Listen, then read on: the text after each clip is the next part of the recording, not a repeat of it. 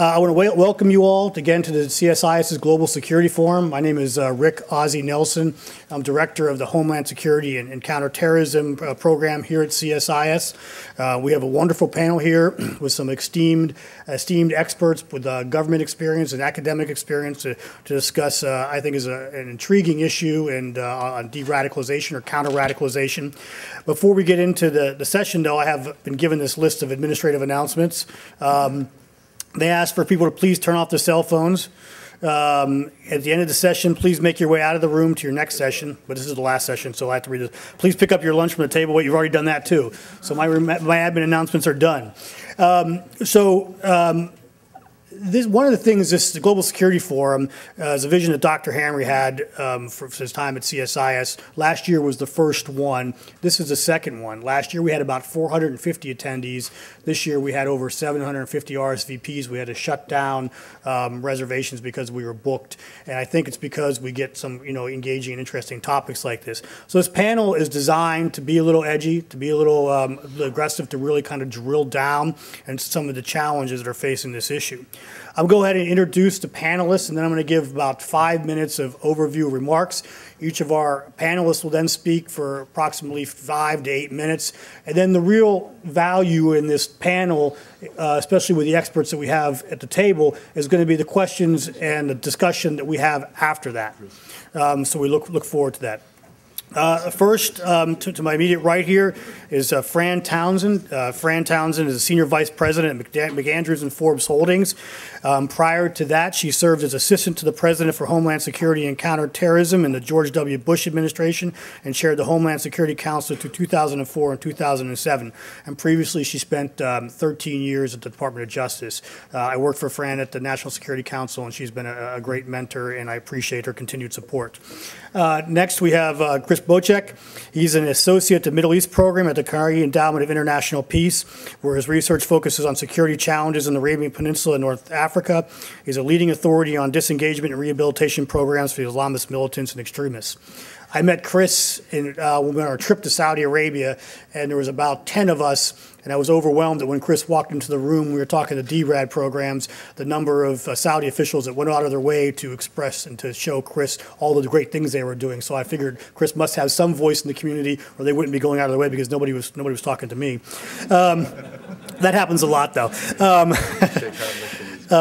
Next, we're honored to have Steve Kappas. Steve is currently a partner at Torch Hill Investment Partners.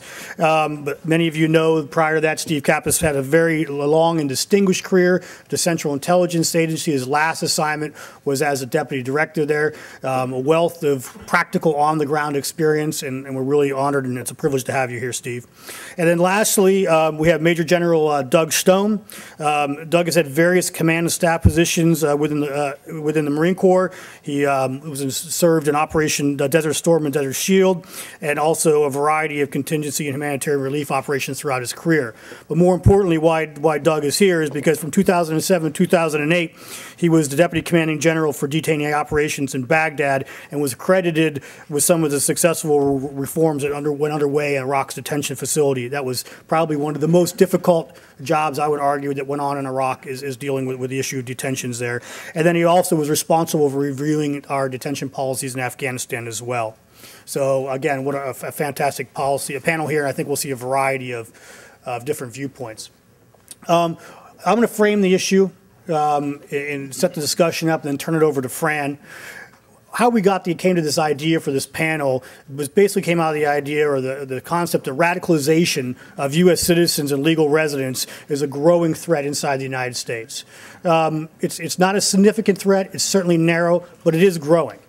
And these are individuals, homegrown extremists as they're known, who have attempted to commit acts of terrorism motivated by al-Qaeda-linked beliefs.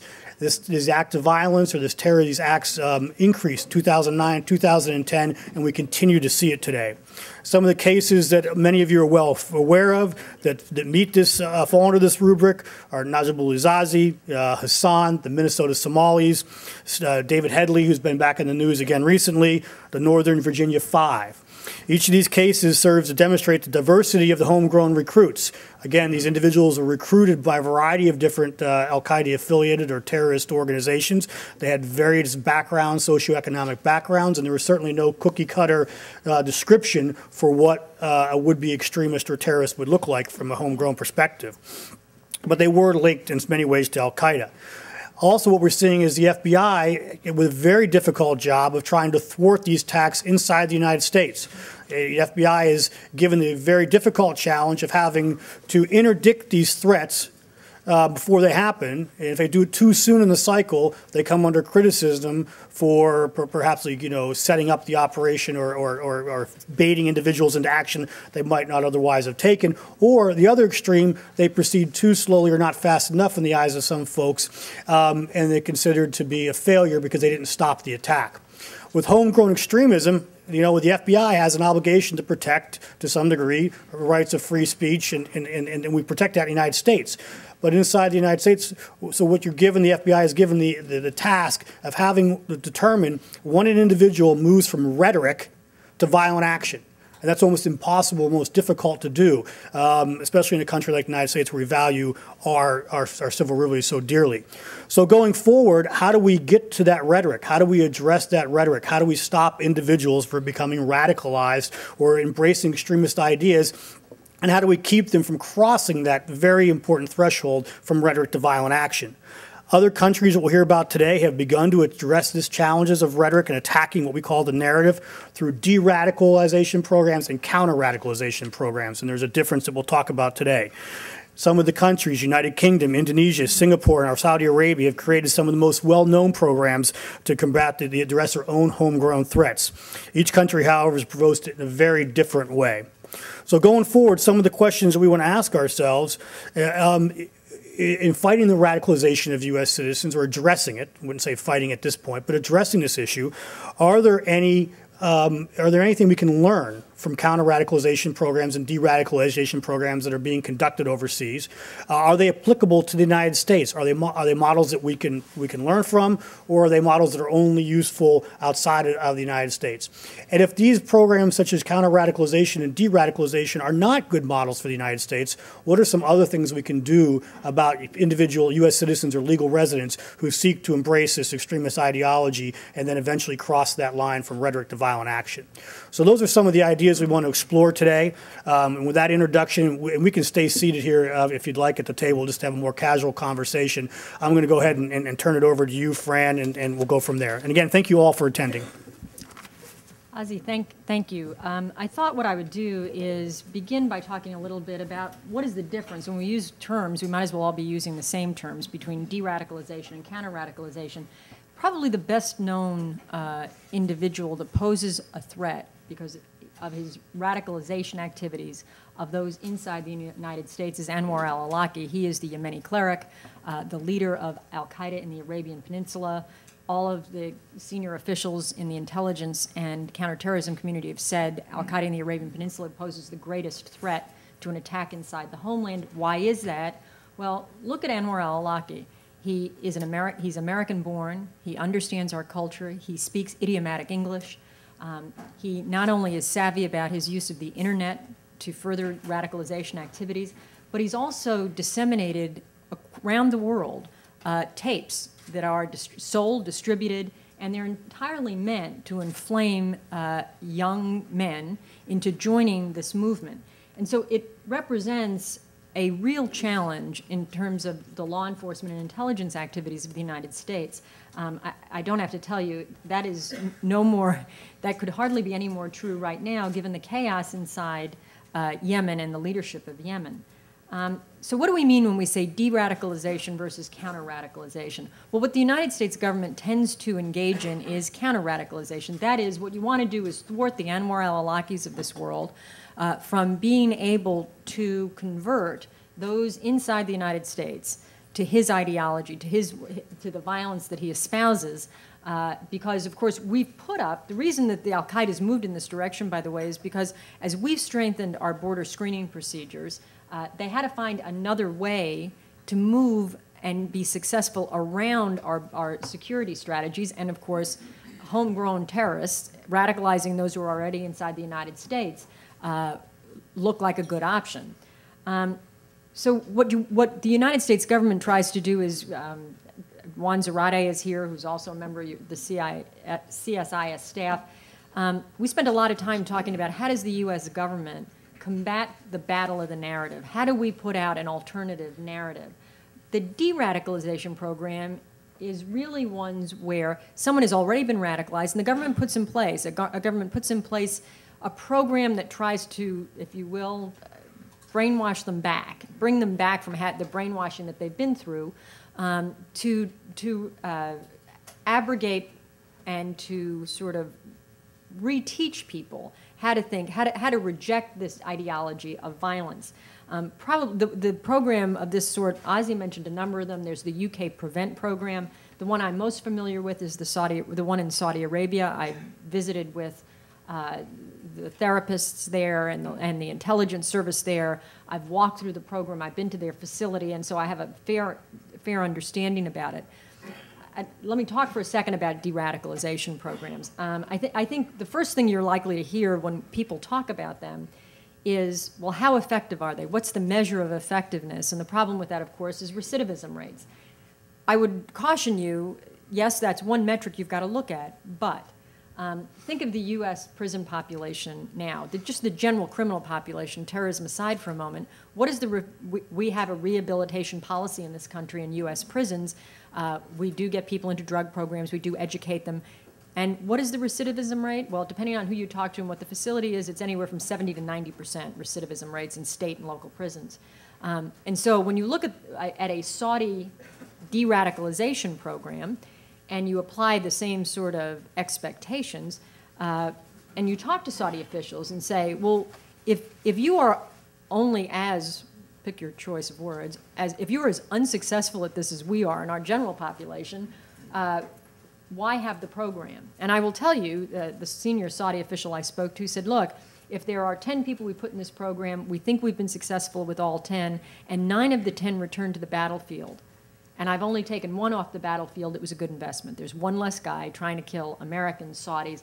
It is a worthwhile program to me. And so I think in some ways when we talk about de-radicalization programs, we have to have, 1, realistic expectations, and be willing to make a judgment about measures of effectiveness.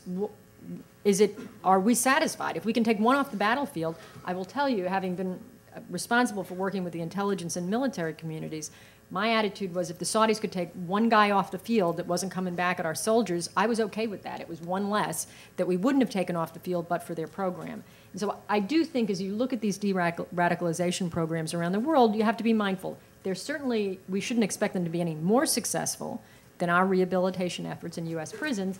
And we ought to be mindful that at least if they're making the effort and taking somebody off the field, that's a good thing. I will also tell you that I think the reason that they tend to be more successful inside these foreign countries is unlike the U.S. system. I commit a crime, we'd hold Fran responsible for that crime, not Fran's children or husband or parents or family. In these countries, it's just a different cultural approach.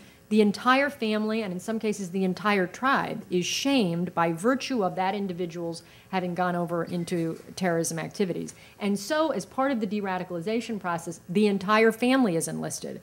And they'll sign an obligation that they are taking responsibility. And oftentimes the Saudis found when an individual who had been de-radicalized returns to the battlefield, the way they knew about that was from the family, who felt an obligation then to report it to authorities. And so in some ways, building that larger community who feels a sense of responsibility for an individual who's been through one of these programs is very important. It becomes your early warning system. So counter-radicalization.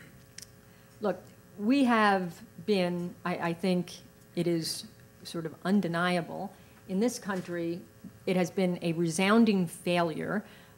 Cross administrations, by the way, Juan and I were there and pitching the counter-narrative and counter-radicalization. There was the Karen Hughes effort at the State Department to work cross-government.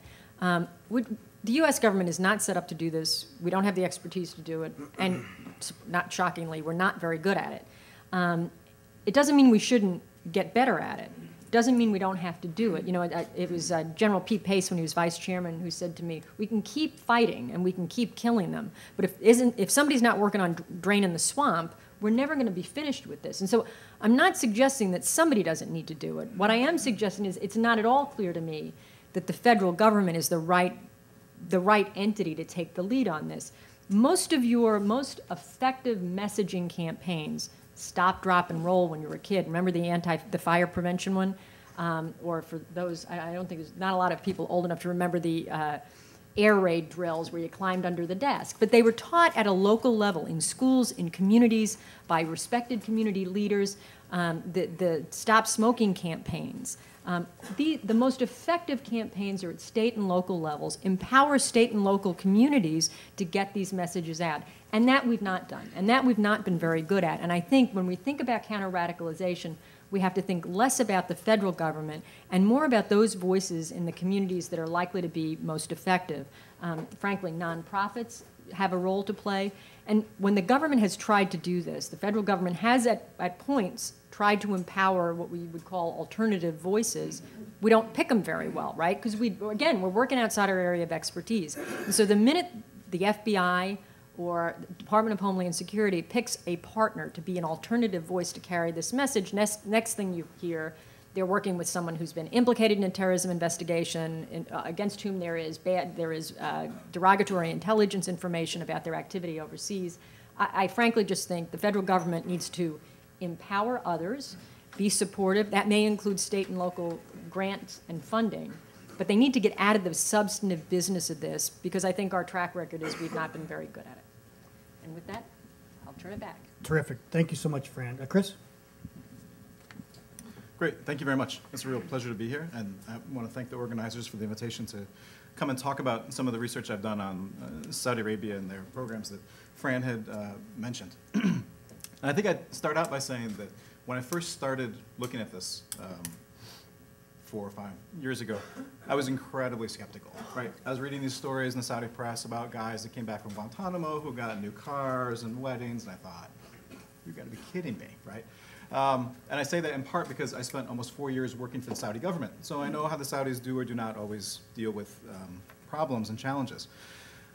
That said, I was in Saudi Arabia doing research on something else and was kind of curious about this, started talking to people, and the more time I spent with the people who run this program, who put it together, the people who go through the program, the more fascinated I got, right? The more interesting this became, especially from a research point of view, which is, the question is all about kind of how does the state use its power to affect societal change? So over the course of these years, I've spent an awful lot of time, like Fran, in Saudi prisons and rehabilitation centers, going to these classes, spending time with the people who are in these classes, who have graduated from these classes, as well as the people who kind of conceptualize this, and the doctors and the scholars and sheikhs who put this stuff together. You know, when you talk about counterterrorism in Saudi Arabia or rehabilitation in Saudi Arabia, there are 3 things that the Saudis use. It's force, money, and religious ideology. And the things that I'm going to be talking about today, and the rest of the panel, I believe, are all about money and religious ideology in different combinations. I think it's probably very easy to focus on the financial inducements, right? The money, the cars, the salaries, the apartments that the Saudi government provides. And much less attention is focused on kind of the intense relationships that are built between the people who go through these programs and the doctors and the scholars and the sheikhs who are in these programs. Obviously, there's a very healthy dose of religion that's involved in all of this. There could be no other way in Saudi Arabia but to do that. But over time, this is shifted to include a lot more social welfare, a lot more job support, employment opportunities, training opportunities for people when they leave custody. You know, when you look at Saudi Arabia, the way the Saudis structure this program and everything else is almost with the presumption that everyone is a victim. Society is a victim of terrorism. The government is a victim of terrorism. The person who dies in the attack or is wounded in the attack is a victim of terrorism.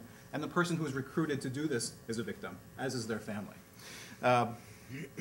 And you know, the upside is this allows the Saudis to have a whole lot more latitude to engage in these issues, but also there are questions of ultimate responsibility, which are kind of left unanswered in many cases.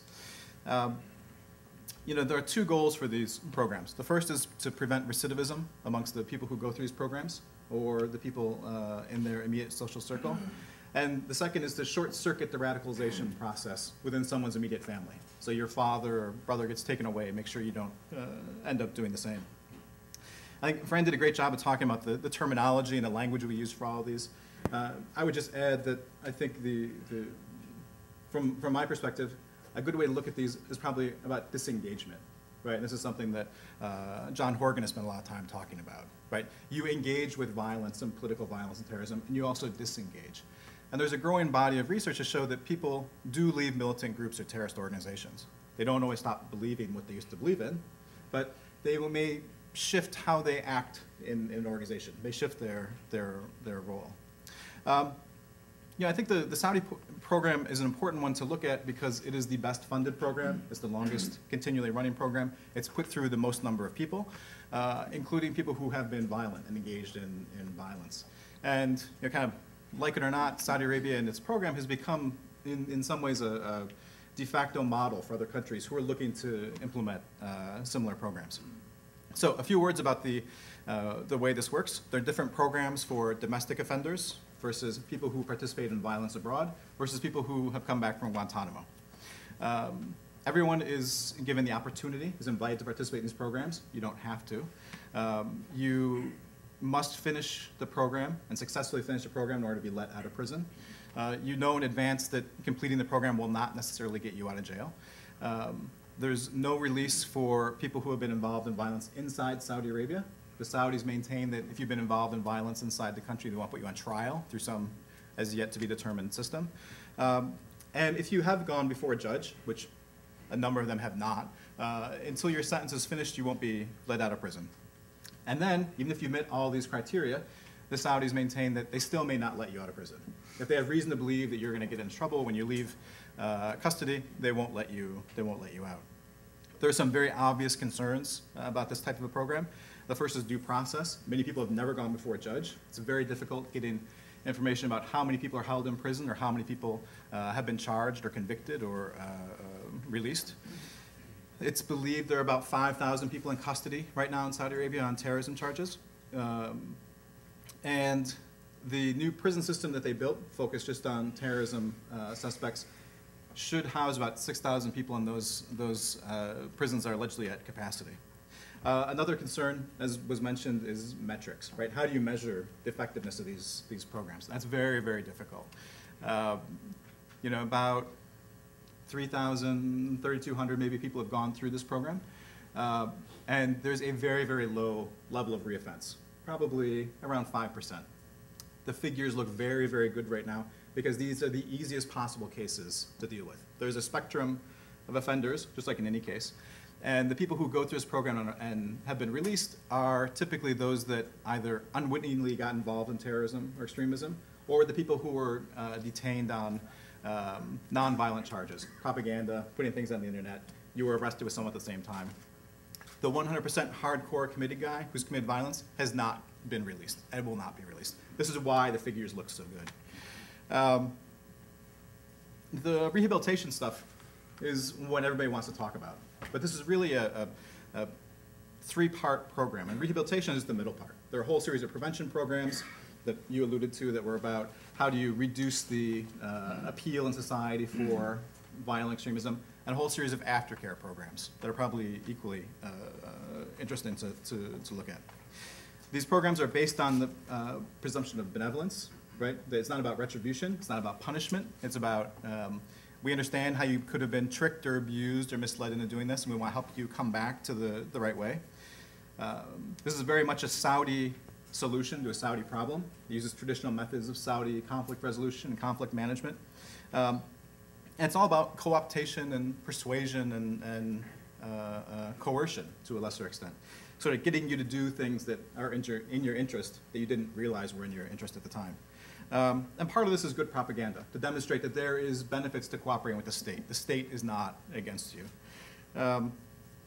I'd add that there's a difference between the people who get involved in violent extremism through religious means, who benefit from religious dialogue and discussion, versus those that get involved in it through bad social connections, drug abuse, prison time, or those that just like hurting people, right? Different people benefit from different approaches. So I think as time goes on, the Saudis have learned more about what works and what doesn't work.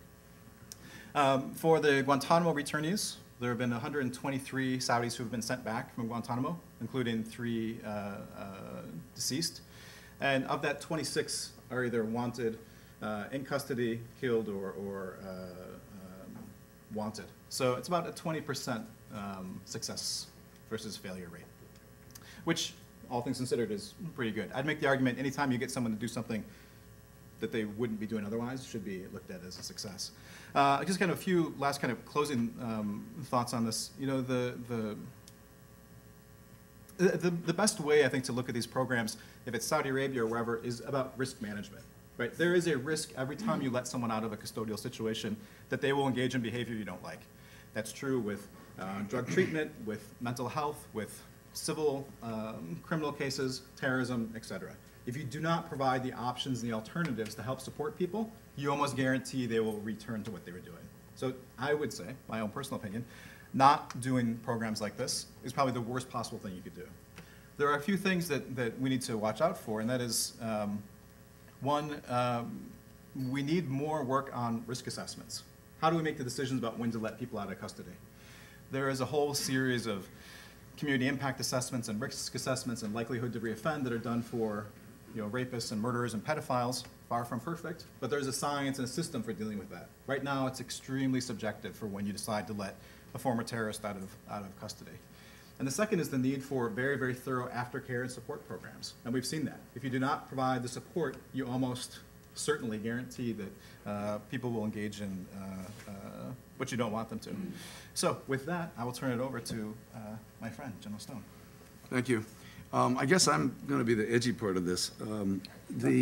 Yeah, oh, good. Yeah, if you're right. Steve's on my right. That'll cinch it that the edgy part's on this side.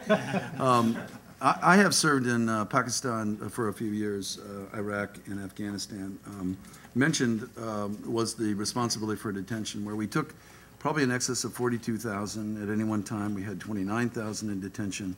And after we put our deradicalization program together, we reduced the recidivist rate from just over 16% to never higher than 1.5%. And that's as I left the program with just about 18,000 released. So we took a good shot, federally funded program at trying to design something that would work in a war setting with a group that were admittedly not all Al-Qaeda. Now, that being said, in those 3 countries, I have interviewed more than 600 Al-Qaeda members one-on-one. Spent a lot of time talking to them, like Chris, and I think even maybe with Chris, I can't remember. We met with Sheikh Hadlik in Saudi Arabia, toured their programs, did the same in Singapore, and stopped with the Yemenis and others. So I've had a real opportunity to sort of look at the other programs that are outside. And I might just mention, Chris and I just came back from a UN-sponsored deradicalization conference in Italy, where I was impressed that more than, I think, 17 Muslim nations came, all with their programs. All with their programs, all committed to do that. That was not the case a couple years before. So there is sort of a nice movement there. But I want to clarify, as Fran did, some terms. You know, I often get my hackles up on the business of fighting radical extremists. I happen to be, in my own family, a radical extremist, and it bothers me that I would be labeled such. We are genuinely fighting Salafi Islamic overlap, and it's a reasonably small number. On balance, we could spend time if you like. They are a very small number in the Muslim Ummah and almost an infinitesimal number if you look at global populations. The fight is as much on their part for a change in the Muslim Ummah as it is against any form of country's particular governance. That's an important point because you have to ask the question, ultimately, rule of law, crime, motivations, etc. And if you don't answer that question, you actually can't get to the solution, how do you articulate a de-radical or counter-radicalization program? So their attacks have often been against leadership, including our own, and they are often historically well-rehearsed tribal mechanisms. So to attack the United States is a very effective means of attacking the enemy of my enemy makes them my friend, and results in, and I want to underline this point, recruiting. So I have now sort of in the last year and a half, on the pitch that the metric we ought to be looking at is recruiting. If anything you do as a policy is to increase recruiting, that's bad. If anything you do stops recruiting, that's good. So recruiting to me is a particularly important metric. All terrorist campaigns, and there isn't one in history that we know of, don't ultimately fail. So we shouldn't get overly concerned about terrorism. Terrorism itself is an asymmetrical tactic. We employed it ourselves. It's when you don't have the right size of weaponry to go to conventional. So it's an asymmetrical tactic. But what stops it from moving to the next level is recruiting. So to the extent that more people can be recruited for a cause, the higher the probability that they'll move from a very aggressive terrorist means to something else. The form of terrorism that is motivated by this Islamic agenda is almost always to kill innocents for marquee value.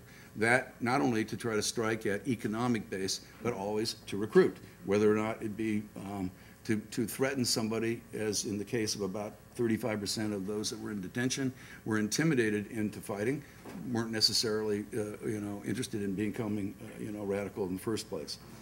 There are common components in this effort. The first is that making the U.S. a common enemy by the narrative that says that the U.S. government is actually at war with Islam. And I could give you about 10 common denominators of 600 interviews, but that happens to be one, and they genuinely believe it. So it's important to understand any substance inside the United States has to deal with that issue. Is the U.S. have a war on Islam? It's believed that they do, period. The other thing that I didn't mention at the front, but I've now toured, I guess, 25 or so prisons, some federal, state, and local. I think I have been to 30-some different mosques for Friday night prayers in 15 or so different states. And so I've been able to listen to those activities, and I build on what I saw internationally to get to some conclusions here in a second. I also want to caution people. Most of the individuals that I deal with, and I think it's a fault to think otherwise, have genuine religious beliefs. Most of them view themselves as warriors for God, not as criminals. And that's both in their mind and, frankly, oftentimes in the mind of the greater community that they're a part of. There is no path to effective de-radicalization nor counter-radicalization that does not include direct Islamic religious discussion. And let me underline that, because for a country that has a distinct separation of church and state, this becomes problematic, and ergo why I think I would join with the conclusions of the limited role of the federal government. But it also, as has been mentioned, must have extensive family and community outreach and involvement. No path to de-radicalization or counter-radicalization will be effective without those two, in my opinion. The fight ultimately ends that we're currently engaged with, and you could take a guess it's 40 or 60 years away, I don't know. But the fight ultimately ends when the moderate Ummah feel empowered and effectively marginalize the violent Islamists in their midst. So it's important, I think, to understand this is as much a Muslim issue as it is anything, because they have the capacity to solve the problem once they feel empowered. The measure of effectiveness against all these programs, as I said, should be not only looking at the growth, but the reduction in recruiting. And if they are already in prison and getting out of a detention system, then you look at recidivist rates.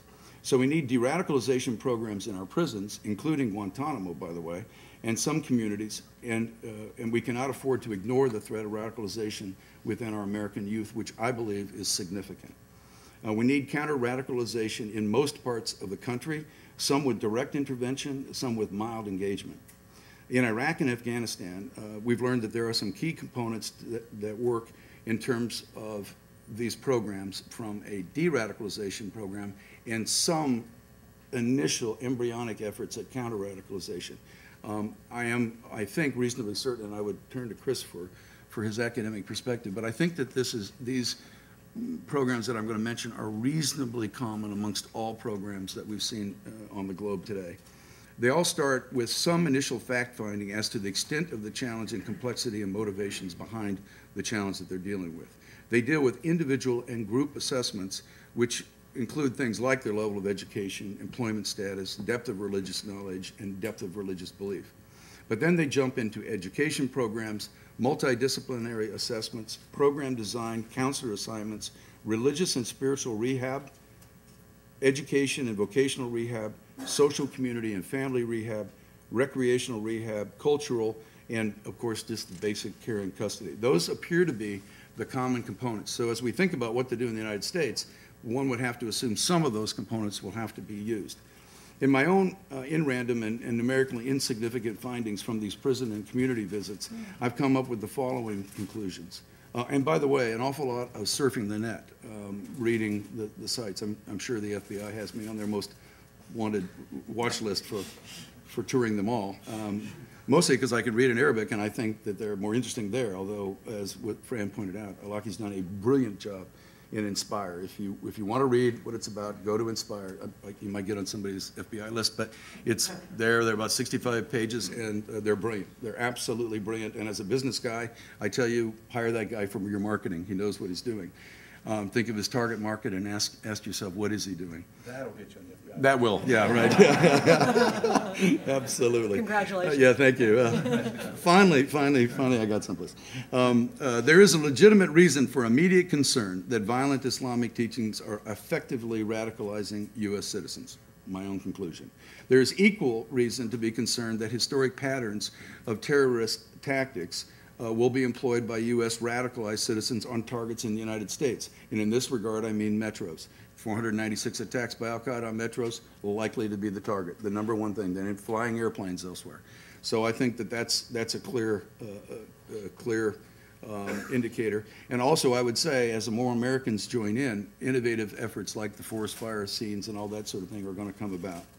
The role of the federal government in my effort, beyond perhaps funding the effort in some ways to develop a means of engagement at the very local level, probably assistance in federal and local law enforcement, perhaps enabling funding of carefully selected or monitored community outreach groups, public-private partnerships, or perhaps sponsoring open forums for citizen discussion. Beyond that, I don't see any significant role for the federal government. In fact, my own conclusion based on reaching out to the communities is that it will result in recruiting. The more we do that way, the more likely it is that it will neither be done correctly, but will result in more recruiting. Championing democracy, even self-governance concepts should be largely decoupled from any or counter-radicalization effort because of some obvious things that I'll be glad to talk about in questions. This being said, there should be a coherent and central effort led by the President, in my opinion, himself, to ensure the citizens of America that they understand viscerally what is and is not the challenge before us as our communities begin to radicalize. There are significant historical references in history on civil rights movements, et cetera, where well-documented, well-run programs have resulted in great advancements. And I think this may well be one that could fall into that category. I also want to say, and this will sound counterintuitive to many, but in the Muslim community groups, and there are some really radical ones, and there are some that provide really radical services, but in general, I think I can find more Muslim community groups that are working effectively in their own communities, and I believe, it's just based on this random sampling, that they have made significant and meaningful counter-radicalization efforts in their own communities. They have resulted in the reduction, if you will, of real and perceived biases, and they have resulted in the reduction of likely recruiting in their own communities. Those that are effective, all of them clarify the religious components of the Muslim religion. All of them particularly address the jihad surahs and provide a multiplicity of choices to want to be radicals. So I think that's a very bright thing. All of them, by the way, feeling as though most of the community looks at them as something pretty bad, and so they have to overcome their own bias every day. So the great debate about changing beliefs or changing behaviors must come down on the side of disallowing violent Islamic terrorist behavior. But at the same time, as the UK has recently clarified, and I think they just announced their program today, it's not okay to allow conveyor belt groups to sponsor and facilitate behaviors in the United States that lead to the recruitment of action-oriented violent Islamists, whether they be targeting actions, operations within the United States, or for that matter, as we have seen, kids leaving out of our state and becoming suicide bombers in other countries, the same thing. We wouldn't want another country to do it. We stood against that, and ergo, we should not permit the same. There are good lessons from the changes that we made in detention during Iraq and Afghanistan conflicts, but they only apply in principle, not in specific.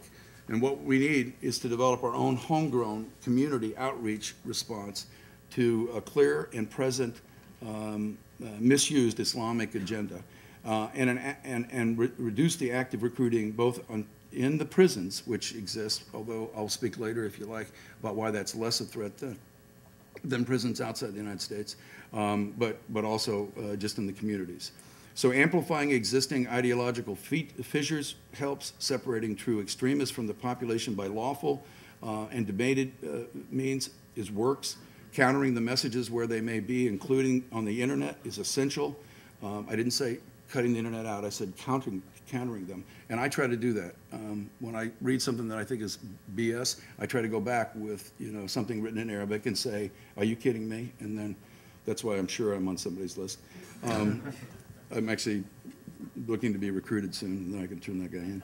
But looking to other global communities for role models and programs that show success. I think we shouldn't be unabashed at any one of the 15 guys that we met with on their programs, bringing them here. I think we need to work with key support countries. Principal amongst them is the Kingdom of Saudi.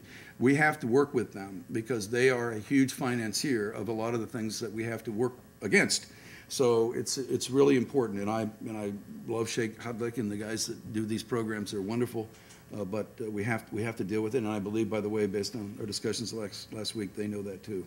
No counter narrative can take place without a unifying fact that the United States is not at war with Islam, and we have to build on this with the deep theological basis of knowledge that many of our Muslim citizen ulama have.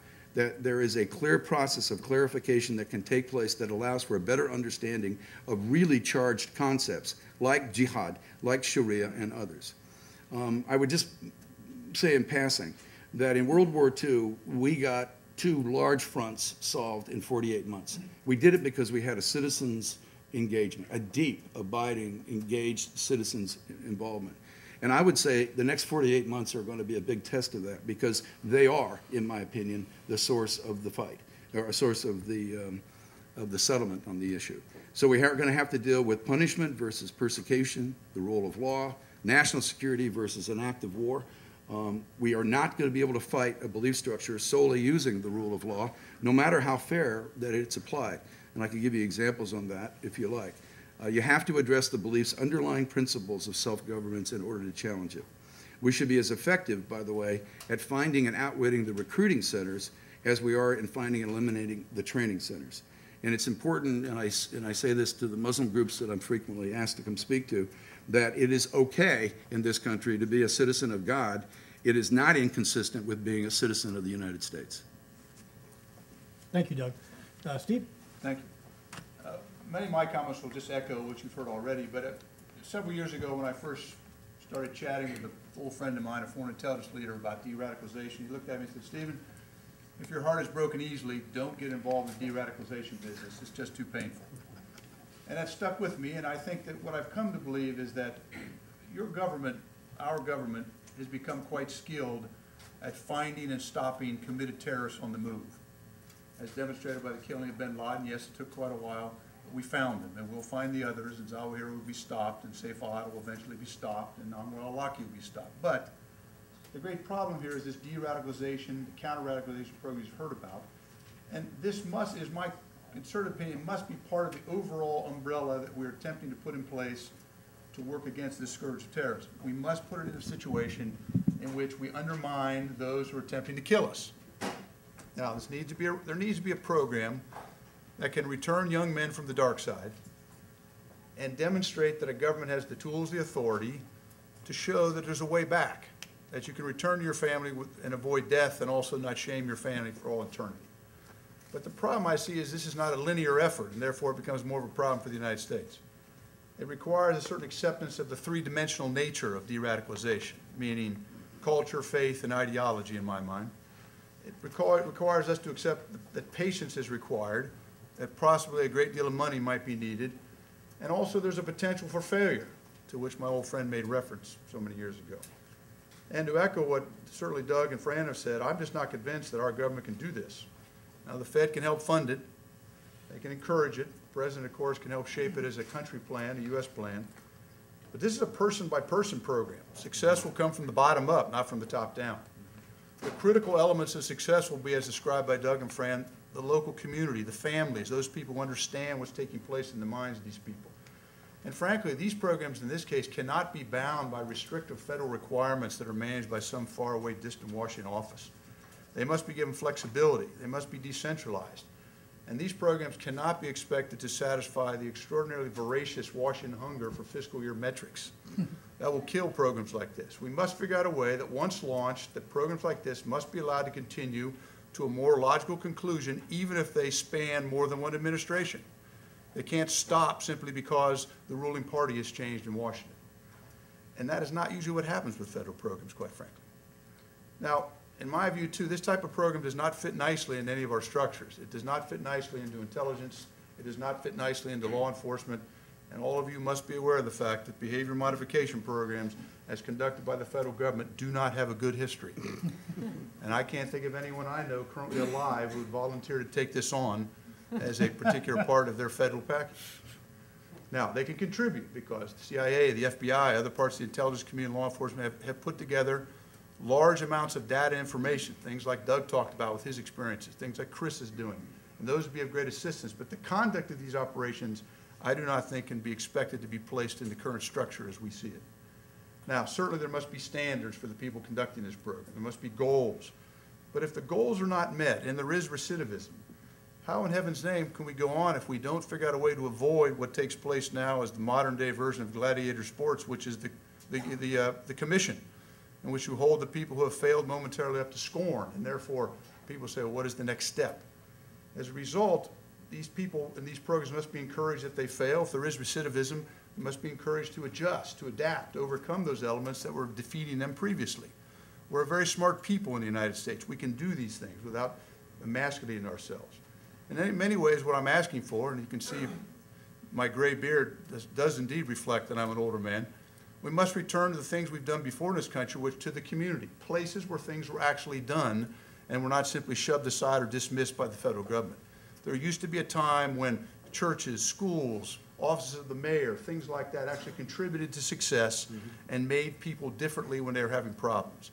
Those sort of things, I believe, are important here as we look at this sort of program. Now, I will contradict myself slightly because I believe there's another part of the deradicalization program which also is part of defeating the threat of terrorism. And that's the broader thing of changing the message, if you will, defeating bin Laden's message, defeating al-Qaeda's message. And the federal government can help in this part of the deradicalization program if we could figure out a way to do it.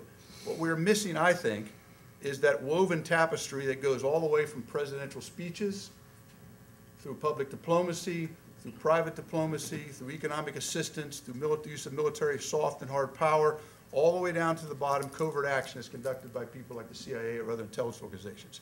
And weave that into a message that demonstrates what Doug is talking about, that the United States is not at war with Islam. These are our values. These are not our values. We're not attempting to unseat all the centuries of both religious and cultural freedom that Muslims believe that they've been denied.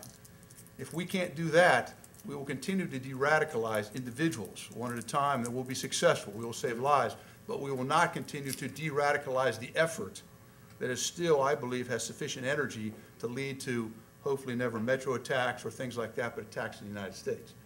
In my view, if we could simply work harder at the behavioral and the ideological pieces, in other words, to get them to abandon violence, to get them to delegitimize the use of violence. No one that I know of in this room, I would think, or certainly in the United States, cares if people hate us, or cares if they protest our policies, or care if indeed they think that we're wrong about things or that our culture was misguided. What we care is if they stop trying to kill us, if they stop trying to blow up our facilities, kill our people, both young and old. Those are things that the federal government, in combination with the individual programs of de-radicalization, can assist in an effort that would be a combined effort, but it must be built in a way that sustains political change. It must be built in a way that does not get eliminated once a Republican or a Democrat replace one another in the White House. If we don't learn that lesson from this, you'll be having conferences like this, I think, 10 years from now. You'll be having similar stories. There'll be a lot more metrics, but we will still not have de-radicalized the threat, even though we've de-radicalized individuals that have come along the way. Thank you, Ozzy. Wow, that's great. Terrific. Thank you. I'm going to stand up here to moderate the questions and answers. Again, thank you all for those insightful remarks. I think you've got us pointed in the right direction. As we see from the comments here, we have a very qualified panel to discuss this. I'm going to ask the first question and can kind of go down the line here. And a few of you mentioned the issue of risk management. We talked about the issue of state and local governments, but as you know, when you're pushing things down the state and local governments, it becomes an issue of prioritization, resource prioritization issue. And when there's campaigns, if in New York City, the issue of terrorism is very real and it's a higher priority. That's why they invest so much of their state and local money really, into defeating it or combating it.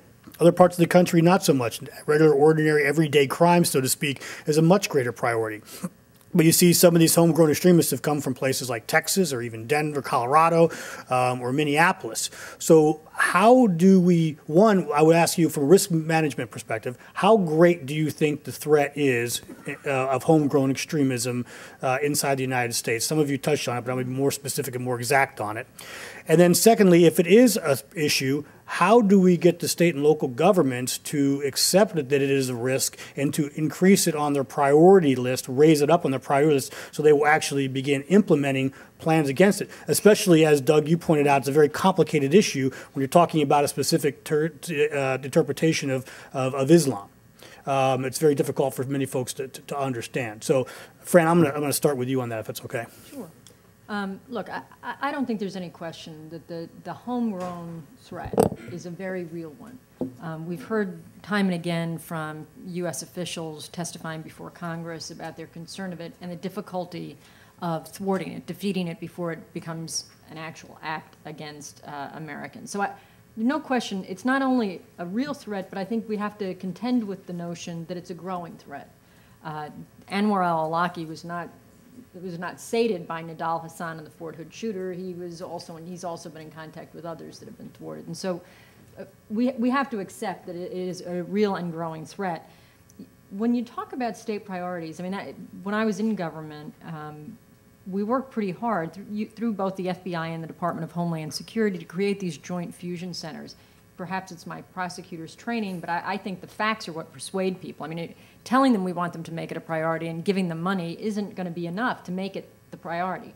So it's the facts that will persuade them. And so we created these fusion centers to try and share information so that they could see, by and large, the intelligence that was driving us to make this sort of a thing a priority. But I would caution, I mean, back to Steve Kappas' comment, we have to learn to work outside of government structures. Telling the states to make it a priority isn't enough. Even if you can do that effectively, I don't think that's enough. You really do, like Doug, I spent a fair amount of time going to Friday prayer services at mosques, including when I was in the White House. Why? Because I had to be willing to go to mosques, talk to moderate preachers, hear from communities who felt besieged, who felt misunderstood. I got Doug the speech about not to call it Salafist extremism because there are Salafis who equate themselves with fundamental Christians who think that it's a fundamental form of religion. And their reference, they would have corrected what Doug said and said they're takfiris. Those are people who claim to be Muslims but act in an un-Islamic way. But I use that by way of example. You've got to get out to communities who have and to community leaders who have voices and credibility and willingness to use it, and not work only in government structures. Thanks, Fran. Chris? I mean, I think I would just echo what was already said, that I think we now realize that homegrown extremism is a threat, right? For a long time, I think there's a lot of discussion that American Muslim communities were immune from this, so this wouldn't really happen. And we know that's not the case. I think when you're looking at solutions about how to deal with this, I think one of the issues that will need to be addressed is that the individuals that you would want to empower to do these programs, to work in local communities, are also going to say things that you really don't like, right? And there's a trade-off. And I think this point about behavior modification versus changing beliefs, and really at the end of the day, you want to make sure people aren't violent, right? That you're not acting on violent beliefs. I mean, I think that's key, because I think this is all about an ideology and a belief system. And I think, as perverse as it may sound to many people, a lot of the guys who get involved in this believe they are doing right, believe that they are doing good. So I mean, I think you need to engage on that. And some of the people that can most powerfully engage on that and argue against that are also going to say things that we might not like. So there's a trade-off and a balance of that. Great, thanks, Chris. Doug? Yeah, I want to thank Fran for the comment. I just wanted to make sure I was understood there. I'm telling you that the term radical extremist doesn't work. These guys are Islamists, violent Islamists. There's a whole chunk of people in the Muslim world who are Islamist, and they are nonviolent. In fact, they're actually completely nonviolent. Same thing is true for the Salafists, and I could go on. But that point is correct, and they almost all are viewed as takfiri. Let me just say that how great is the threat if there's two components of that to answer it. One is a probability of 1.0. It is going to happen. It has already happened. Zazi's already in prison for trying to blow up the New York, I think it was a Metro? Subway. Yeah, subway. And Major Hassan's already done what he's done. And I mean, we could go on. It's already won. I mean, it's already happening, and it's still happening. I mean, when we've got kids leaving in the Somali communities, going and becoming suicide bombers in Somalia, it's not a huge leap to think that if somebody said, why don't you blow up, the local place instead of flying all the way to Somalia, that they would do it. So, it's going to happen. It is happening. We've stopped it, thank God. Pray God we'll keep doing more. But the answer to the risk management issue is we have to engage the Islamic community. If we don't, and I mean across the United States, I mean, it's not just in one state or one community. In some cases, it's more than less. Some states have more, some less. But if we don't engage the Muslim community writ large, we can't address it, because this is not an issue of just law enforcement. This is not, they break a law when they do something, but when they do something, it's so devastating that, who cares that they broke the law? They broke the law. I mean, they're not going to capture them when they were a suicide bomber. But what it is a religious belief structure, and it is a misguided and inappropriate one, and it is deeply believed to be inappropriate by the vast majority of the Muslim faith and the ulama who teach them. So those are the individuals who can help articulate closure on this. I mean, this is not a perfect example. We don't have a lot of perfect examples metaphorically in what we've done in the United States. But when we had a rash of abortion doctor killings, and you remember them, there was sort of a sporadic, they went on. The law enforcement engaged actually in part with deep Christian religions and said, listen, these guys appear to be coming out of this. Is it right or wrong? No, it's wrong. And they engaged in it and found out, and whenever anybody even looked like they were going to act like a numbnut, they got their name turned in, and it stopped. So it isn't a perfect metaphor, and I don't mean to say it is, but I am trying to say that by outreach, you can do it. And that's without the president funding a federal program to go do that. That's just engaging with the community. Thanks, Steve. I would only add that regarding the threat, two things. One, it is very, very clear from people like Khalid Sheikh Mohammed that this thing is not over. Jihad continues in detention. Jihad continues in any form or fashion that they can put it together. And there's also the, if you will, the joke that with the Taliban, in which the Taliban have said, you Americans, you have the watches, but we have the time. And the point there is quite obvious, is that there's a different cycle taking place here. I mean, for example, most Afghans, I don't even know what their birthday is. So why should they worry about how much time it takes them if they're on a terrorist mission to attack an enemy? At the same time, I would like to just offer some additional comment on the question of the local community. There used to be a time, and I realize I'm sounding like I'm not usually nostalgic about much, but there was a time in which young men in particular would get in trouble in communities, and the police had the flexibility, if you will, to call the father, call the parents, call the pastor, the community, whatever, and say, listen, this is one of your children. Mm-hmm. Your child's in trouble. Well, we've sort of gotten away from that. Now everything becomes the old, it's a federal matter, so to speak. And this is an area, as I think Doug has quite correctly pointed out, that involvement with that community, in this case the Muslim community, can pay huge dividends if indeed the federal government does not come winging in with all the things that the federal government always brings. So as a result, we have the capabilities if we don't confuse it in trying to use it. Could I Yeah, offer one absolutely, more comment? I want to make sure that we also clarify something as it relates to prisons. Prisons in the United States are different than prisons outside the United States, in my opinion. I mean, I've been to a lot of outside prisons. You can be thrown in prison for a religious belief, right?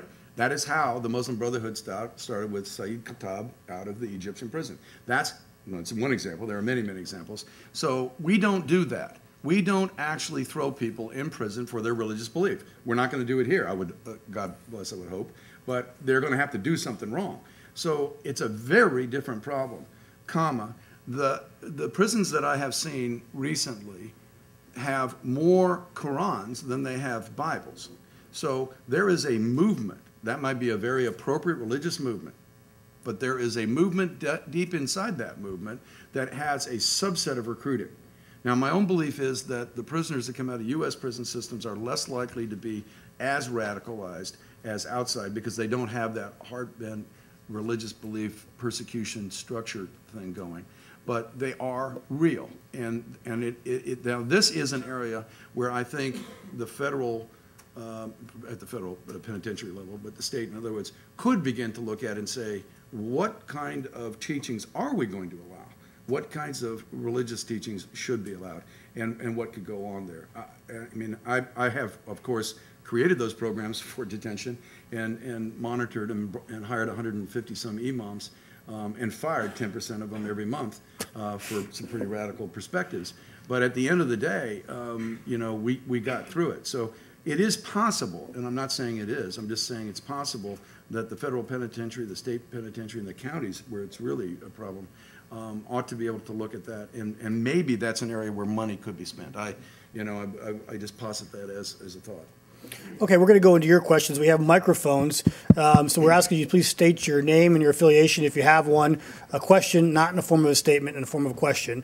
And most of our folks have to be on the side of the room. You can't see the panelists. I apologize for that, but we'll kind of try to work both sides of the room. So let's go right here with the gentleman with the red tie. Thank you very much for your comments. My name is Matthew O'Sullivan from the Washington Report on Middle East Affairs. I'm just curious whether, for the panel overall, whether in your work or in your research, whether radicalization seems to stem amongst youth around specific issues, the question of Palestine, U.S. presence in the Middle East, or whether it stems from a general feeling of isolation. Thank you. Whoever wants to, not all panelists have to answer if anyone feels particularly inclined. I'll offer initial thought. It's been my experience that much of this comes from a sense of feeling of disenfranchisement in many cases. If you consider, there's a piece, and most men will not admit this, and I would never speak for women, but most men will not admit this, but all young men go through a period in which they are spending a few moments of time blaming other people for their own problems, whether it be they haven't completed their education properly, they haven't feel as if they're getting the jobs they deserve, they're not being treated with appropriate respect, whatever it is. But that adds to a sense of isolation or disenfranchisement in which some of the great al-Qaeda recruiters are experts at taking advantage of that. So I think it's like most things, it's a combination of all those factors. And so you can't isolate it. You know, once again, our American tendency is, well, we have a problem here, let's find a solution, and it'll be over, move the next thing. That's this three-dimensional nature of it, which is so human. I don't think it's difficult to put, it's impossible to put it in a category. If I could comment, outside the United States, and for those citizens that come from Muslim nations into the country recently, it's unquestionably the Palestine issue and, you know, those kinds of policies. In fact, you know, of the 8, or depending on how you want to count them, 5 major claims from bin Laden and al-Qaeda, they actually sort of echo those. I mean, they really do believe that those are the motivators, and therefore they ought to engage. And that's what you see outside. The youth that I have talked to, and again, I want to be clear, you know, it may be in the thousands, but it's a pretty small number overall. They tend to believe that the United States is picking on their religion, and they want to go, you know, prove a point. And so that's a pretty personal thing. They don't really get the geopolitical issues. They don't really respect them. They'll listen to others. But on Friday night prayers, you can hear both of those come together if the combination is wrong. And that's where the sense of my group, and I don't want to correlate this to gang. The guys that do gang analysis against this, I think, are generally wrong. I mean, some behavioral things are right, but generally speaking, they're wrong.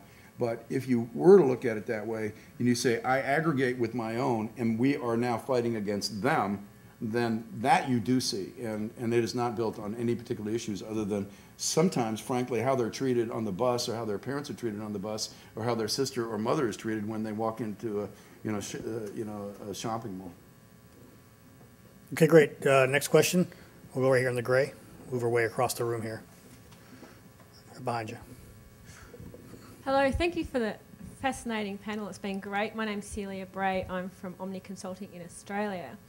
And I'm really interested because it seems to me that the threat is very real. I can really get that in the US, and in Australia there's also been some conflict around this issue.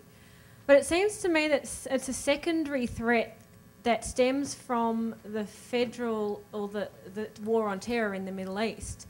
So I'm wondering about, the question I wrote down is, do you think the current war is working for a long-term perspective on resolving that issue? And do you think if that issue isn't resolved effectively, that you're actually going to be genuinely effective in resolving the threat within the country itself of, the Islamic community within itself being mobilised to do terrorist attacks? Is that clear? No, I think it is. Fran, you want to take a whack at that one? I think these are all a piece of a whole, right? I think that, look, we've been incredibly effective. Steve can correct me. I think the number three in Al-Qaeda had the guaranteed shortest lifespan. The minute he got promoted, he was as good as dead because we were very effective at targeting him. So we know how to find them, find and finish targets in the terrorism world. We're really good at that. But it's what I said earlier. You got to figure out a way to drain the swamp, and so that the counter-radicalization is really important. You got to be able to do all of it, and we've not been horribly effective on the counter-radicalization piece. I sort of cringe at this. I find, in my own experience, the use of Palestine is an excuse. It is not a real issue. I do think that there are concerns that this is a war against Islam, but those are all things they cling to once they've decided to join something that's bigger than themselves that they can feel a part of. These are young men looking for a sense of belonging, and this is, I'm not sure that if the cause was saving turtles, they wouldn't have joined that. And this has got nothing to do, religion and these political excuses are just that, they're excuses. This is young men alienated looking for purpose and a sense of belonging, and they get it. There are people who take advantage of that sense of alienation, give them a sense of belonging by belonging to these groups. Chris, based on your experience in Saudi, do you want to adjust that at all? I think what I'd say is that there's not one pathway towards radicalization or violence or extremism, right? There are lots of different ways people get into this.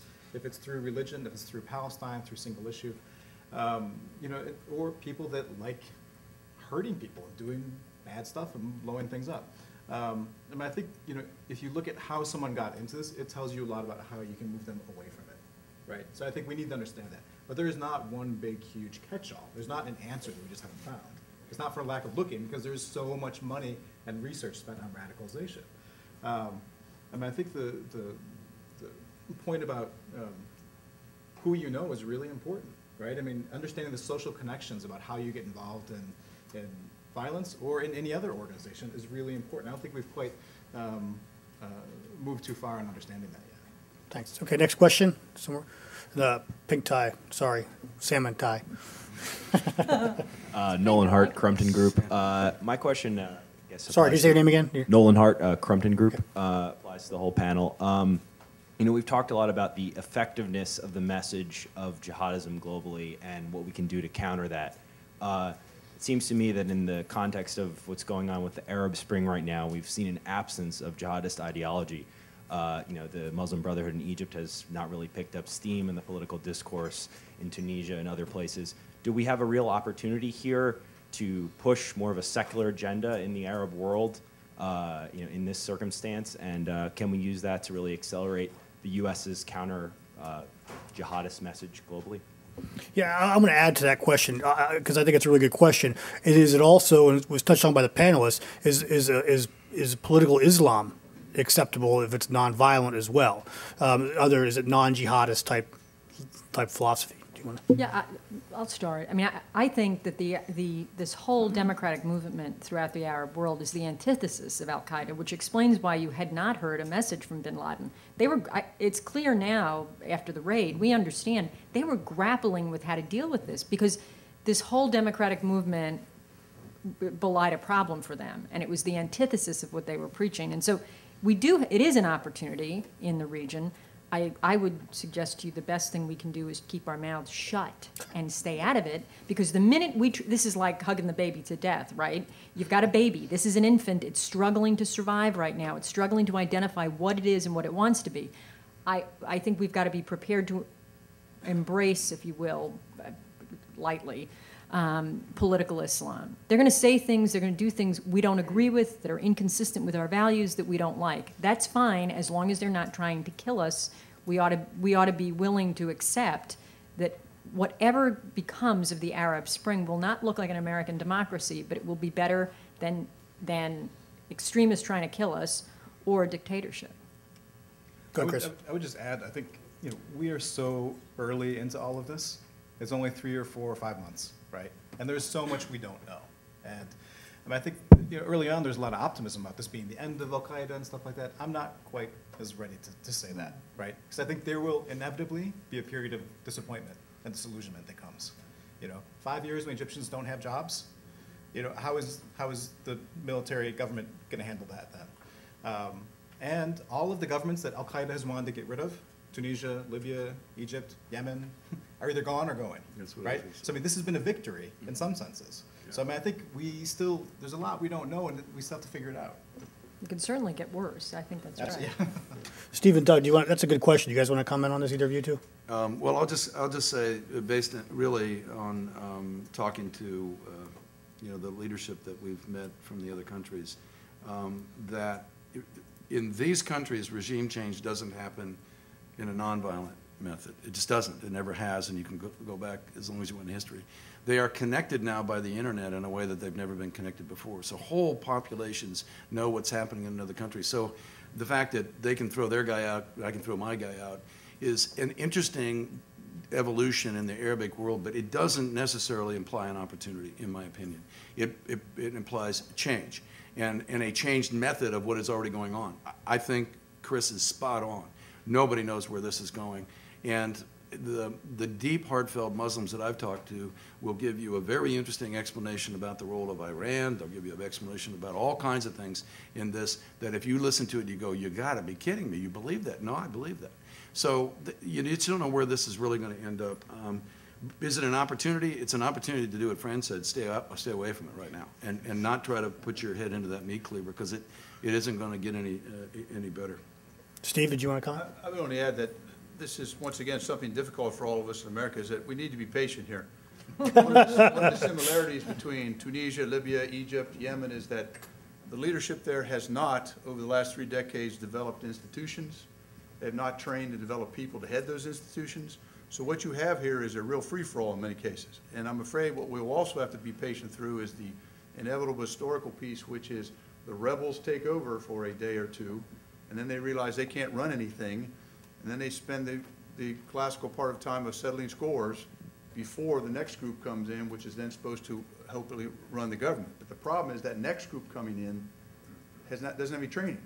They're all wandering around wondering they want to do the right thing. So this is going to require some significant patience on the part of the United States, because I don't think in many of those places we will have, unless we show up with massive numbers of U.S. forces, which is obviously not going to happen, but we won't have any influence, frankly. We're sort of kidding ourselves if we think that we're going to be able to influence these events in a meaningful way and shape it in a fashion that would fit better with our concept of what it should be.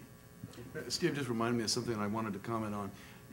Having been a guy that has given, military spending money, FMS dollars, to Pakistan, been, sort of my job, it always bothered me, right, that, we always felt bin Laden was in Pakistan. We were running around saying that. Yeah, no, he's not here. He's, in Hollywood or someplace, but he's not here. And by the same token, you look at what Hamas have done. They've used democracy to now establish a democratic state. They're elected, right? They're elected. So we do have some serious Department of State issues and Department of Defense issues. What are you going to do with the money you were giving to Egypt before? Do you still give it to them? What are you doing with the money that you're giving to Pakistan? Do you still give it to them? Do you give them for the same reasons? I think those are the things we have to examine and change. We have to at least look at that. And those are probably not long-term. They're like this spending year. So those are probably very real issues for the government to have to deal with, for the Fed. Yeah, Hadi. Go ahead. Hi, my name is Hadi Amiramati. I am president of WORD. We're a community-based organization, and we published a report. Actually, we're grateful CSIS launched our report on a community-based approach to countering radicalization.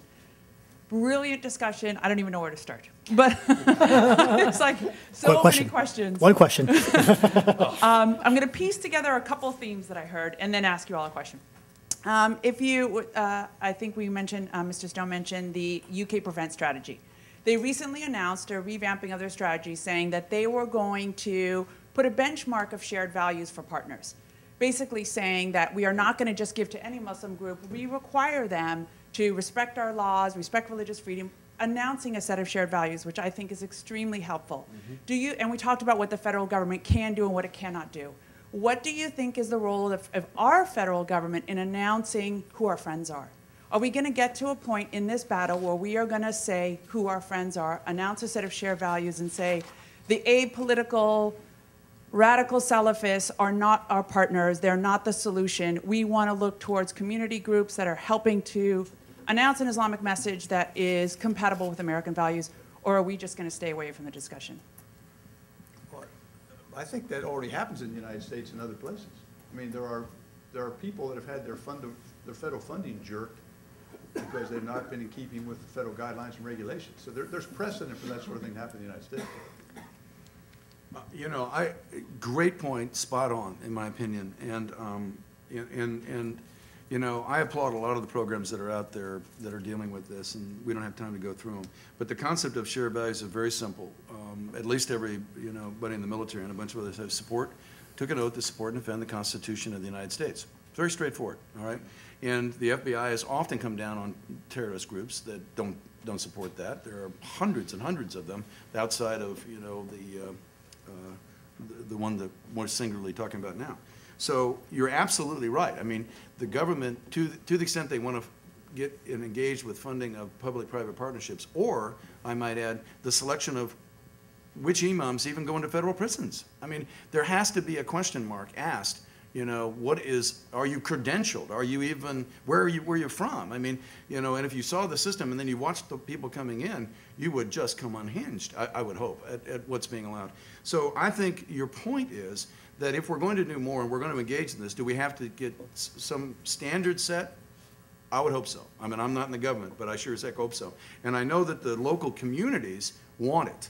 They desperately want some level of support for the right answer in their own view. They know when they cross that line and somebody's going to go to radicalism, they know it. And they know it viscerally. And that's why so many of these, you know, even the underwear bar, we got advance notice. I mean, somebody's telling you about something. So the fact of the matter is that we ought to support these communities with exactly that kind of thing and tell them we're going to put our shoulders behind it because you're supporting the Constitution, period. That's a good thing. There are standards for as Steve Kappas mentioned, there are standards for receiving federal funding, but this is a place where presidential leadership makes a difference. For the President of the United States to make a speech, to go to the mosque here in Washington, or to stand out in the Rose Garden and to talk about shared values with Muslim community leaders would make a tremendous difference. It's a hard thing for him to do. It's politically dangerous. But that's real presidential leadership that can make a difference. I think you got to be careful about this saying who our friends are. It's the hugging the baby to death problem. And many in the moderate Muslim community don't want to be identified as being helpful. We can debate why that is, but I think we've got to respect that. And yet a presidential statement on shared values and partnership with the community, I think, would be very useful. Let's go on this side of the room. Any questions here? Okay, the gentleman right here, the blue suit. Hi, Joe Bosco with CSIS. Excuse me. I worked on these so-called war of ideas issues when I was with the Defense Department. And I think the role of the American Muslim community is really critical in all of this. You mentioned several times the perception of a war against Islam. Sorry about the allergy. There are 2 points, it seems to me, that need to be made on that. We put together a documentary film when I was at DOD showing a number of times the U.S. had intervened on behalf of Muslims around the world. And the issue kind of fell flat with the American Muslim community. There was no real response to that. The second is your point about takfiri. They dismiss, many American Muslims dismiss the extremists as not really being Muslims. And yet when we go after them in the war against terrorism, it becomes converted to a war against Islam. How can that be? It's logically inconsistent. If these are not really Muslims, Osama, for example, why is it a war against Islam to go after them? Thank you for the question. You know, only the most recent example of the irony of saying this doesn't represent Islam is we kill bin Laden and then we observe the Muslim burial ritual. I literally am shaking my head. Why are we legitimizing this when our policy is this doesn't represent true Islam? I mean, so I'm with you. This inconsistency to the approach is maddening, and Steve Kapison, when he made his remarks, made the right point. Those things happen because from the presidential speeches down to covert action, there's no one who makes sure of the consistency across language and approach, policy approach, at all those different layers.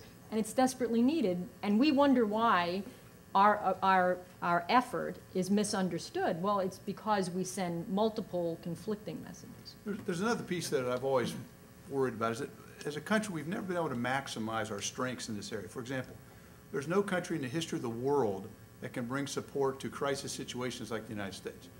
I've spent a lot of time in and around Pakistan, and the Pakistani earthquake, for example. Sure. There are Pakistanis out there who have named their children after U.S. helicopter pilots, or people involved in saving lives and things. The tsunamis, the great floods. The United States does things that are unbelievable in terms of helping save people's lives, get them back on their feet, food, water, all the basics of life, and we've never maximized that as a message that says, listen, you can disagree with the invasion of Iraq, whatever, but this is who we are as well. This is what we do, this is what we can do, and my goodness gracious, more and more Americans donate all the time to other countries who are in desperate straits, as well as, of course, to our own citizens. But it's a tool, if you will, that has never been properly utilized by the United States government, or frankly, just by the United States in general, to demonstrate, wait a minute, hold on.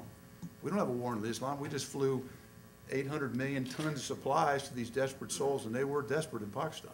And I wish we could figure out a way to do a better, I mean, we can sell the heck out of toothpaste, and we can sell cars till we're blue in the face, but we can't sell our values in a fashion that's believable to a society that in many cases would like to believe it. Yeah, it used to believe it. Yeah, it used to But I believe think and I think that those are great examples. All of the positive things the United States does can get erased by every Abu Ghraib or every Guantanamo. How this is perceived abroad.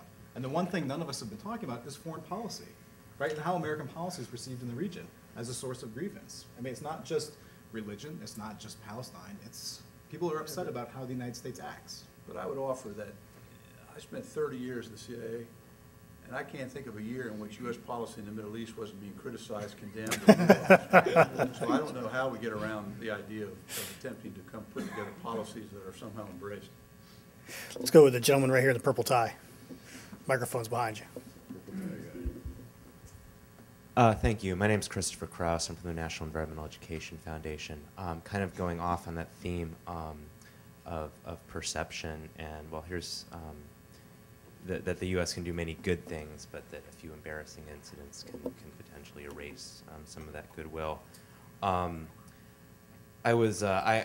Just a little background. I don't watch that much TV, so actually when I turn on the TV, I'm often shocked, even in the best of circumstances. Following Osama bin Laden's death, I happened to be visiting my father in Oregon, so I was watching an unusually large amount of TV. And whether it was a whole bunch of drunken George Washington students dancing from the White House, or Jon Stewart or Geraldo, or even Drew Carey on The Price is Right the next day, I was quite disappointed with I found the reaction overly celebratory and even vulgar. So this leads to sort of a broader question of how the U.S. media on television is basically how do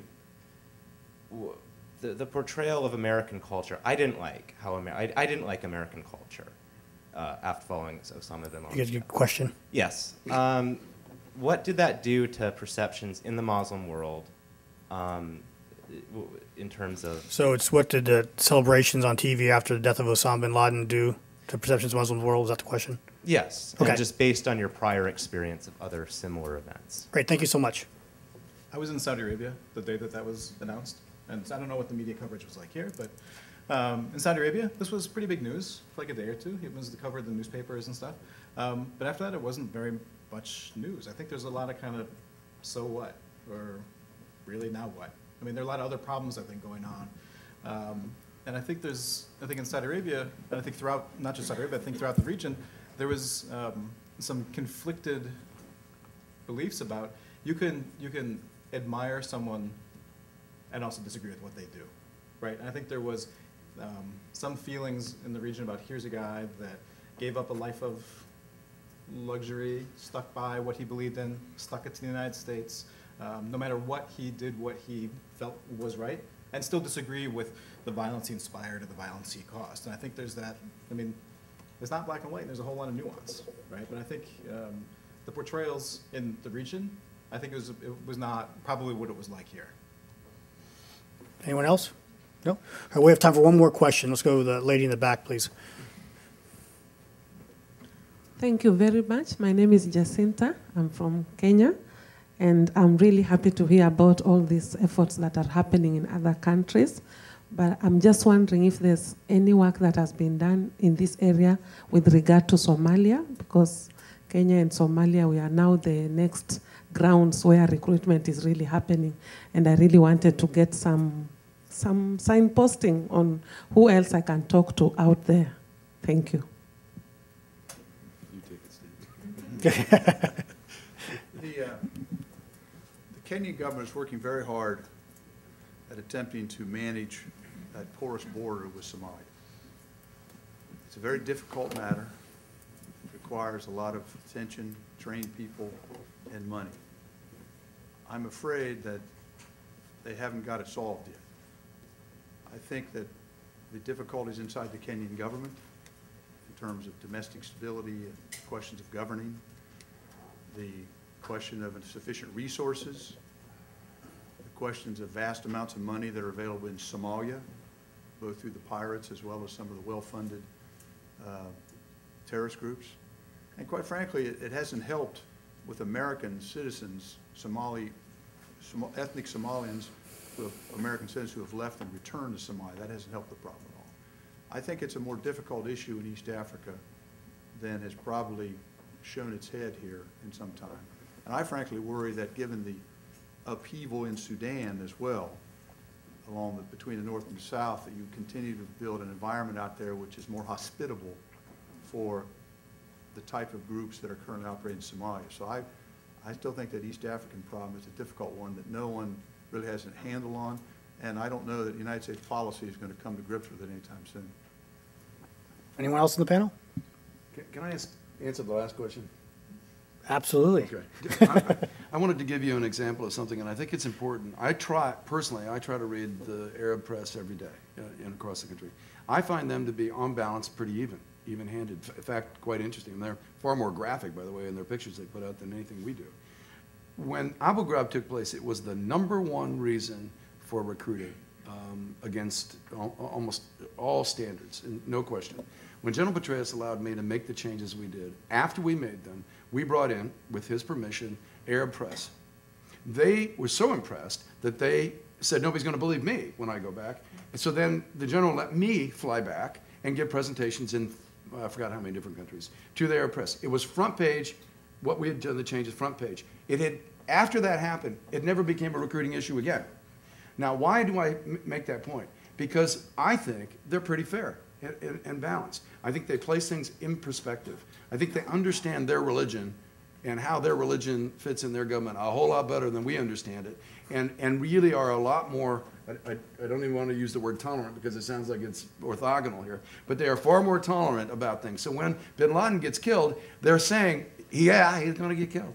That doesn't mean they don't believe in some of his beliefs and things he does, but they're just not going to come unhinged about it. You know, they believe in a God and that things are going to go on and move on. It's not reason to become an Abu Ghraib. Killing him was a stated goal. We said we're going to do it. We are hunting him, and we hunted him for 10 years, and we got him. Check, got it. So that's how the Arabs see it, and that's how they report it. And I think that's, frankly, very refreshing. And you don't think, my question is specifically more about the language that was used following his death. They never picked up on it. I mean, at least I never saw it. I would defer to others. There are some here in the press. I was specifically looking for that. I mean, look, I think Americans were more offended by it, you know, from what I saw, but not so in the Arab culture. You know, that's just me. I mean, they expected it to happen. They expect us to hoot and holler like we do at a football game. I mean, they kind of understand our culture. And I think, frankly, they understand our culture better than we understand theirs. But it's the other side of it. I mean, there are many of us who won't forget the cheers of joy and glee after 9/11 when the aircraft hit that came out of Palestinian territories. I mean, there's a problem about this sort of behavior on both sides of this, equation, or the fact that Khalid Mishal, is calling, Ben Laden a great martyr for the faith. I mean, come on. I mean, so my point, it's just a product in many ways of the current high-speed, fast-paced, and I defer other men and women in the audience who understand the press better than I, of reporting. Yeah. So I don't think that, hopefully we've matured to the point where no one's putting too much stock in those immediate sound bites that come roaring out after these huge events. I mean, the press in the United States is entertainment in many ways, funded by entertainment. The press outside is not. For good, bad, or ugly, it's not. And while I understand what your comment about being uncomfortable at seeing some of the celebration, I think we need to kind of, you'll pardon the expression, but we need to grow up a little bit. You know what? 3,000 Americans were killed. There was a sense of national pride in that moment. It wasn't a political statement. It wasn't a Republican or Democratic statement. There was a sense of national pride and satisfaction in the retribution that the Navy SEALs exacted on bin Laden, and that they demonstrated it in a way that made you uncomfortable. Roger, I understand what you're saying, but I must tell you that it was a cathartic moment for the country, and the country needed that. And frankly, I'm unwilling to apologize for that to the world or to anyone. I mean, the country deserved that moment. There were celebrations in terms of the satisfaction of that moment, and it's over. And we're on to the next thing. There's others on that target list that feel comfortable. Okay. Feel comfortable with this, is that the professionals who were involved in the hunt and the finish were not running around jumping a chair. They were just glad it was over. Okay, I have to be, I'll get fired from CSIS if I don't enter this on time, and I need my paycheck. So I will take responsibility for ending this very healthy discussion. Blame it on me. But first, let's thank the panelists, and thank you all for coming.